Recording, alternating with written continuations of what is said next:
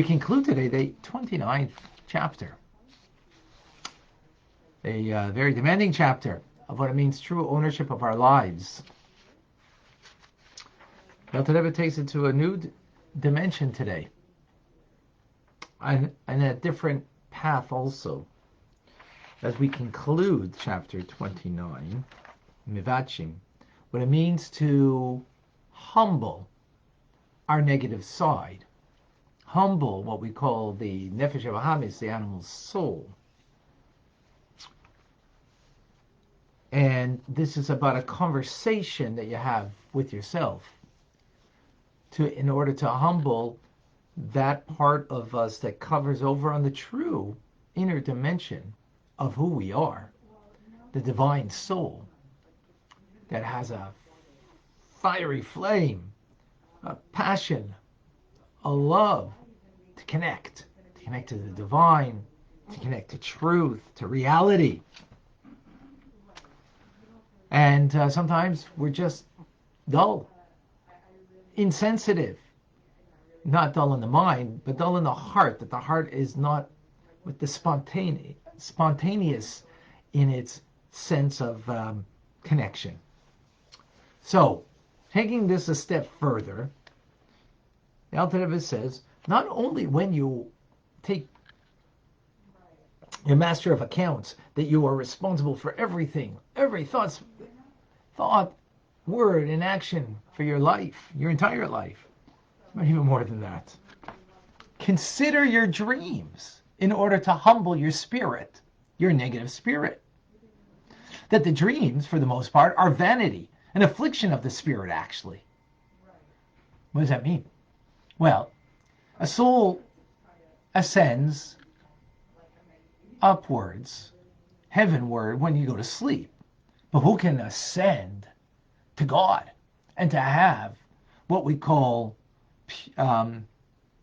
dreams that are actually meaningful and enlightening? Only someone that has clean hands and a pure heart. That's the righteous. But the Beinoni, who's not righteous, means when it goes to sleep, what are the dreams? They're a reflection of your reality throughout the day. Which means that the negativity that we have in our hearts then is reflected in our dreams. And sometimes those dreams even mock us. They show us false things and even torment us. Yeah, I'm sure we've also had that. Why is that? Because we're not righteous. The righteous, parenthetically, in their dreams, they are actually having a greater vision of godliness and an attachment to God that they wouldn't be able to attain while they are awake. So they are operating 24/7 in their attachment to the Almighty. So again, this is a method on how a Beinoni can humble the negative spirit from within. The righteous don't have that negative spirit, as we've learned. They've transformed the negativity into holiness. Into holiness. And as a result, their dreams, actually, there's a story, again, parenthetically, the Arizal, the modern day father of Kabbalistic teachings, the one who introduced the idea of tzimtzum, or the understanding of what tzimtzum contraction is. So he slept once on a Shabbos afternoon for an hour, and he said what God enabled him to grasp in 1 hour of sleep was 70 years of Torah learning that he told his student. That's the righteous. We're eons, far from that. Anyways, the point over here is that you can, by knowing that your dreams, you have a nightmare, it mocks you. It's like things that are weird. Yeah, that's our dreams, right? Well, that teaches us, something about us. And therefore that can help us to humble our spirit, our negativity. that when you think about that, ponder that, and everything else that we've spoken about previously, what will that do? It will break, humble the negative spirit of the outer layer of the heart, which is self-exalted, haughty, this animal soul, this the klipa, where it comes from, the negativity, that's trying to overshadow or cover over the true nature of my divine soul. And therefore, contemplating this will help humble that negativity, bring it down from its haughtiness, reduce it from its strength, trying even to nullify it ultimately. Now the Alter Rebbe continues, and he turns to another method on how to do this. And it's something very, again, strong, powerful, and be careful. This chapter, we have to be careful that we don't try any of this without first being so secure in who you are. Because if you're looking at the content of your dreams and you're not secure in who you are and the purpose that you have, then you won't humble your negativity. You'll become kind of downtrodden, saddened, which is not a healthy thing.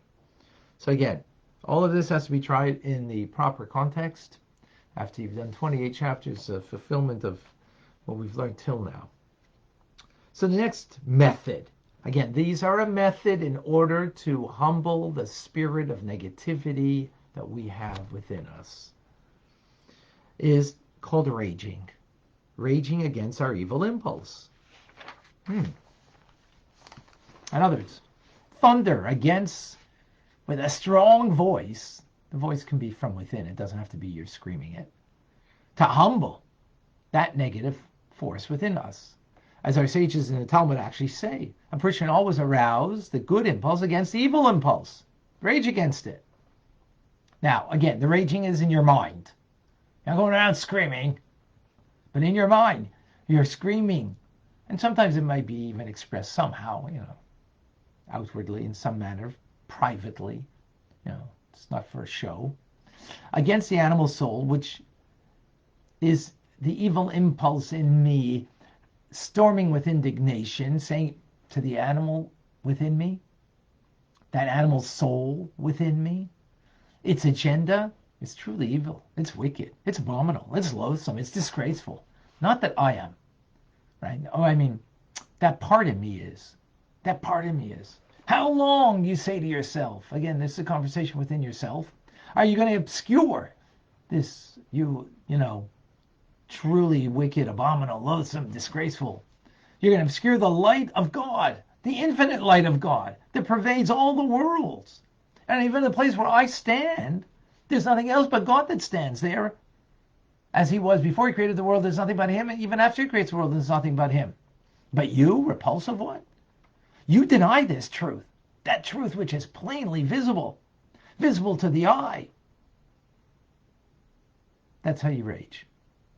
Or, as the Alter Rebbe says, in this way, you can help the divine soul perceive the truth of the unity and the oneness of God. Now, why does this work? Why would it work? Raging in such a way. Now, this is the important point. Because humbling the spirit, the negative spirit that we have of the Sitra Achra, of the other side, is effective. Because in truth, there is no substance to the other side. That's what we call it, the Sitra Achra, the other side, because it's just other. It's nothing. It's truly why it's compared to darkness. Darkness has no substance. It's automatically banished in the presence of light.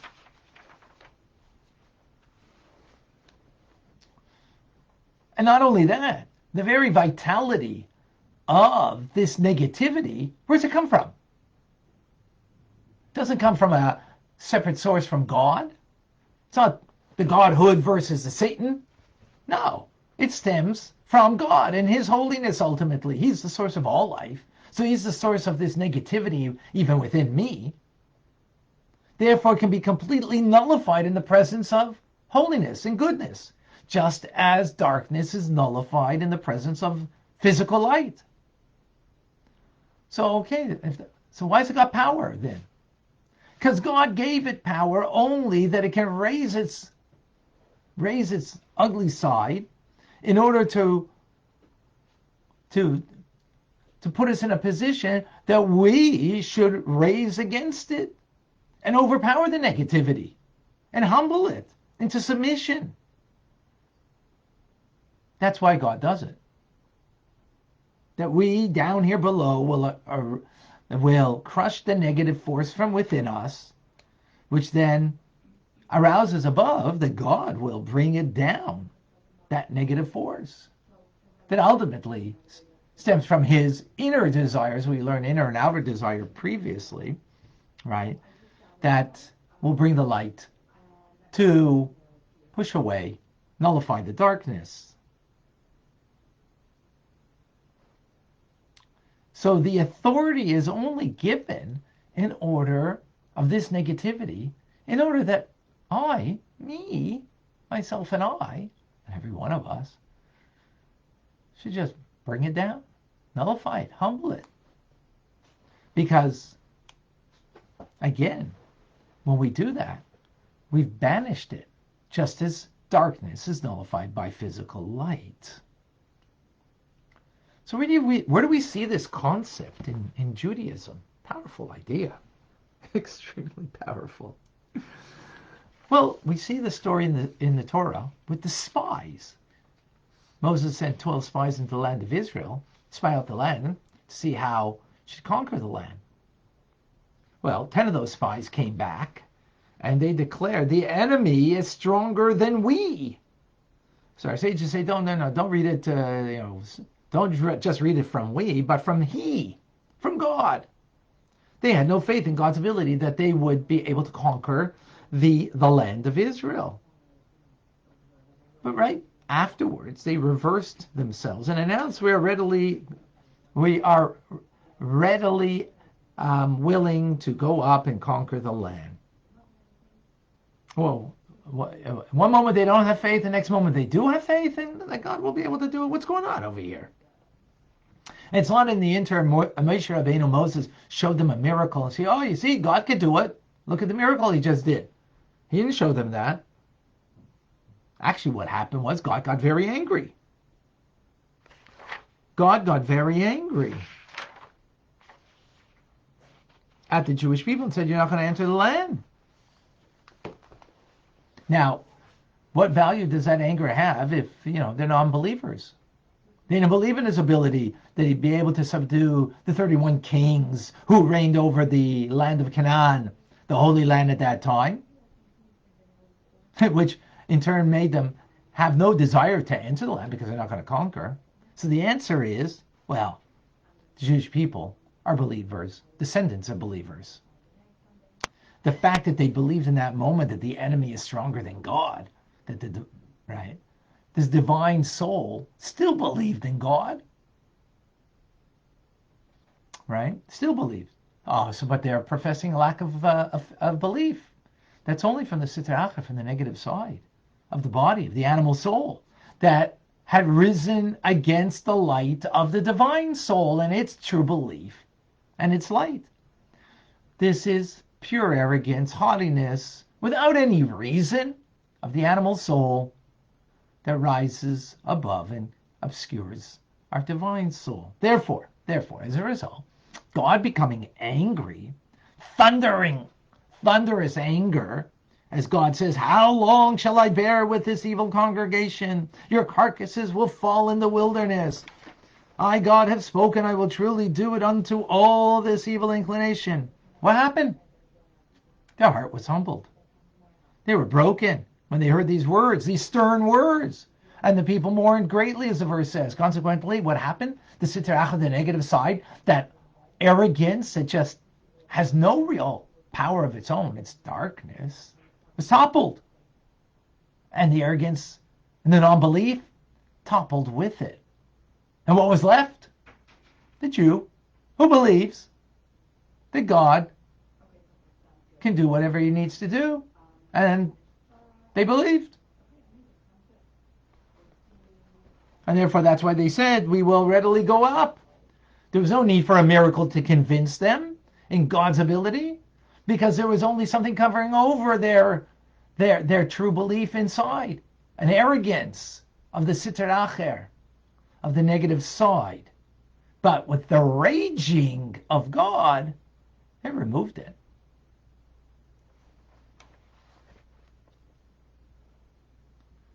Anytime that we have a doubt concerning the faith of God, so just as in the story of the spies, we can deduce for ourselves that it's nothing but empty words of the negative side of the Sitra Acher, because we are truly believers.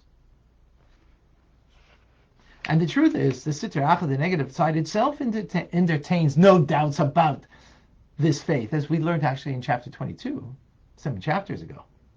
The Klipa in its spiritual state, not when it's clothed in the human body, but in its spiritual state, above its source, does not deny God's sovereignty at all.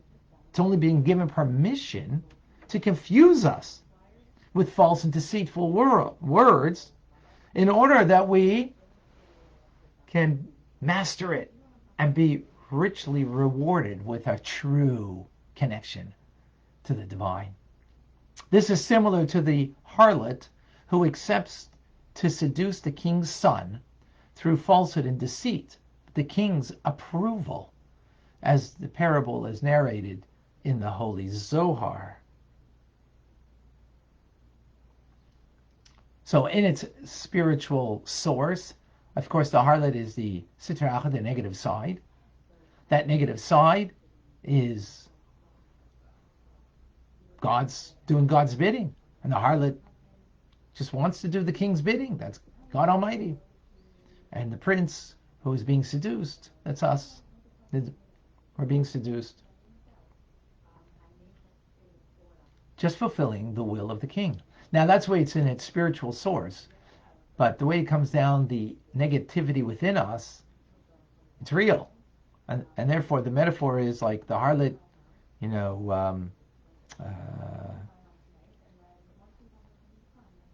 she hires another harlot, a second harlot, a third harlot, and then another harlot is hired, another, until finally the harlot that is within us is just doing its own bidding. Doesn't know about the king. And it's just, the evil within us that wants to trip us up and wants to rear its ugly head, in order that we should have the power to recognize that it is a negative side that we just need to humble and bring down.